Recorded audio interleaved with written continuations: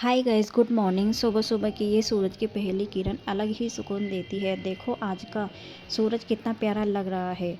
ना ज़्यादा ना बिल्कुल हल्की रोशनी, बस एकदम नरम सा उदास आसमान को चमका रहा है। और जब पहली किरण ज़मीन पर गिरती है तो लगता है जैसे नेचर खुद हमें नई शुरुआत का मैसेज दे रहा है। आज का सनराइज़ गोल्डन और थोड़ा सा ऑरेंज मिक्स, बिल्कुल फ्रेशली प्रिंटेड कैनवास जैसा। इसकी रोशनी आंखों पर पड़ती है तो लगता है जैसे आज का दिन अच्छा होने वाला है।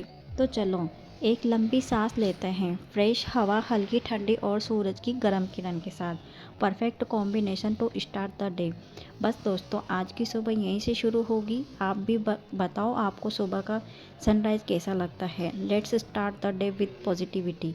अगर वीडियो अच्छी लगी हो तो लाइक कमेंट सब्सक्राइब जरूर करें। मिलते हैं नेक्स्ट व्लॉग में, जब तक के लिए राधे राधे।